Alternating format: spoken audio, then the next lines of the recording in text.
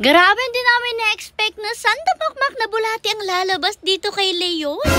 Hello, Pack members! Welcome back to Husky Pack TV! For today's video, after ng morning exercise ng ating Pack members, nung makapasok na silang lahat, pinalabas naman nila mother etong si Leon. Super excited pa nga niya dyan. Akala niya yata ay may ganap dahil mag-isa nga siyang lalabas today. Kaso nga kita niyo talaga hindi agad siya mapalabas dahil meron palang isang makulit dito sa off-leash area at hindi nga mapapasok ni na kuya. Kaya naman ayan ang nangyari. Nag-meet silang dalawa dito. Kinulit-kulit tuloy siya ni Leon pero wag kayong mag-alala, mabait naman ang Leon natin sa ibang mga doggies dahil anak nga siya ni Hercules, manang-man rin siya sa kanyang daddy. Medyo takot namin talaga itong Junakis ni Asichi dahil syempre napakalaki lang din naman kasi talaga nitong si Leon. Wala naman tayong plano for today na dalhin si Leon kung saan-saan, ilabas siya at mag-content. Wala po, talagang pinalabas lang siya dito ngayon kasi nga nung wala tayo ay may nangyari sa kanya. Ang sumbong kasi sa atin ng mga naiwan natin dito sa ating pack members nung mag-camping tayo kahapon ay nakitaan daw nila ng sandamakmak na mga mahabang bulate na ipinupo itong si Leon. Grabe talaga, nagkabulate naman pala ang Leon natin at hindi na nga natin naalaman, pero buti na lang ay nailabasin nga niya yung mga bulate na yun. Pero syempre hindi doon nagtatapos ang ganap. Hindi porket nakapupo na siya ng bulate ibig sabihin wala na siyang bulate ka sa katawan, meron pa rin yan sigurado. Kaya naman for today gagawa natin yan ng paraan at heto nga inuna muna siyang palabasin dito para mapa-CR lang rin nga siya ng konti at matingnan-tingnan rin kung may problema ba sa kanya. Pero normal pa rin naman siya, sobrang sigla rin at actually mas masigla pa nga siya ngayon kesa nga nung noon na talagang medyo lungkuin pa siya at mukhang namimiss pa niya yung Mindoro world. Alam niyo naman kasi itong si Leon ang tagal din niya nagstay sa Mindoro bago pa nga siya bumalik ulit dito sa atin at kita niyo naman halos kamukha na rin talaga niyang kanyang daddy Hercules kasi nagkakalaman na ulit siya. Eto nga, tinimbang na rin siya dahil for today i-deworm nga po siya para masaid na yung mga bula-bulate dyan sa tiyan niya kung meron pa mang natitira. At isa talaga sa mahalagang part ng pag-deworm ay ang masukat po talaga ang kanilang timbang dahil dyan tayo magbabase kung gaano kadaming dewormer ang ibibigay natin sa kanya. Bale, 96 kilos nga silang dalawa ng kanyang kuya. Yan muna yung unang technique na ginawa nila. Tapos may minus ngayon sa 78 na timbang mismo ni Kuya Jomar nyo. Pero para sure ay dinoble natin yan. Tinry rin natin na si Leon lang din mismo yung nagtimbang. At heto nga lumabas na timbang niya. May pagkabigat din kasi 17.5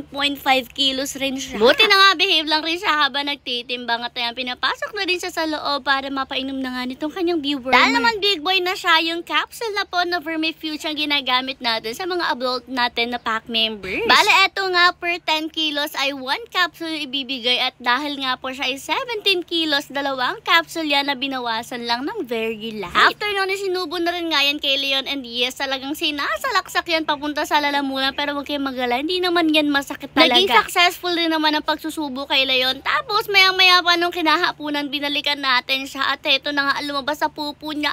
May bulate pa rin, pasintabi po sa kumakain pero at least sa ilabas na niya yan.